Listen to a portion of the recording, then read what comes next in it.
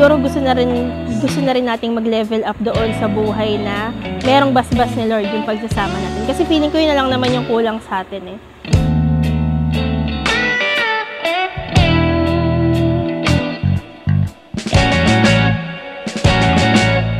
Palalay basang-basa ang dagit, abay damang-dama sa'king kalam ng punong-puno ng pananabik at ng kabalalim. Sa'king bawat paghinga nakatitig lamang sa iyo.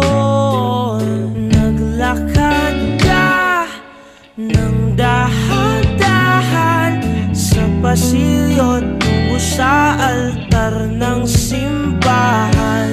Hahagkanan, di ka bibitawan, wala na akong mahihiling pa. Ikaw at ikaw, ikaw at ikaw. My love, can I request something for you? Ano yun? Pwede ba kitang halikan ng torrent ngayon? Nabitin kasi ako kanina eh. Mamadali si father eh. Ano, pwede ba? Araw kong dala-dala pa po. Go!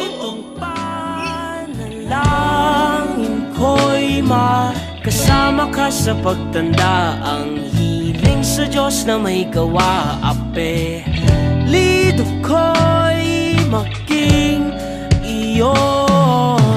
Naglakad ka ng dahan-dahan sa pasilyo tungo sa'kin at hinawakan mo ako't aking di na pigilang maluhan ng mayakap na ikaw at ikaw.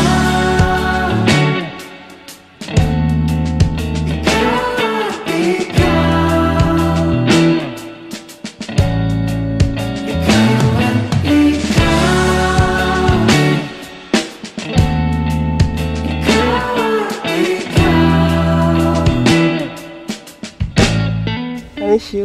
Bigyan mo nga heart. Love! Sino mo I love sa? Ano masasabi mo sa heart niya? Ano masasabi mo sa heart niya? I-heart mo rin nga siya. Heart siya. Heart. Heart.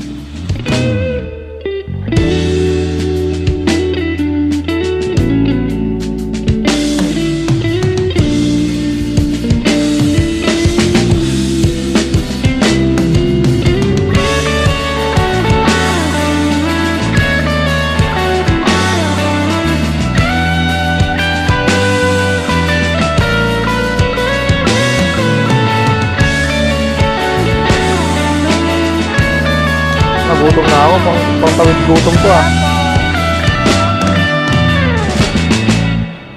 Malakit muna.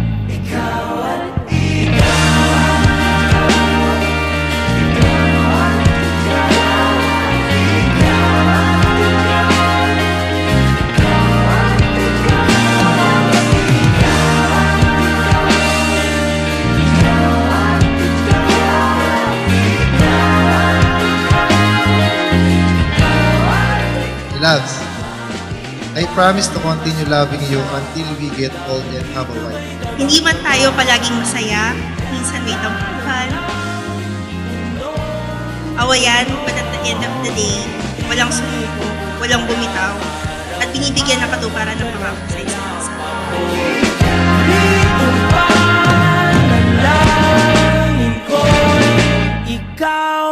And now every time I look at you, I'm falling in love. I promise to always be by your side and support you in every endeavor. I'll always be your partner in crime and be your clown whenever you're sad. I love you, my loves, and I always will. Hindi naman para lahat kailangan ko solohin. So, binigay ka ni Lord para maging katawan ko sa lahat ng bagay. Simula ng bata kami, alam ko isakripisyo na ginawa niya para sa amin. Maraming salamat. Hindi ko na kaya eh. Hindi ko na nakayanan. Kasi di ko talaga kaya kung wala kayo. Alam ko yung sakripisyo na dinanas niyo magsimula ng bata kami. Napupumingin yung mata ko. Una, hindi kami bumitaw doon sa siguro doon sa promises namin sa isa't isa na kahit anong mangyari, hindi kami bibitaw. And then, na-survive namin. Up to now, ganun pa rin yung ginagawa namin. And yung isa siguro sa key para sa relationship, para mag-succeed is communication. Dapat wala kayong tinatago sa isa't isa. Gio and Sandy always ask His blessing for you to remain faithful to one another.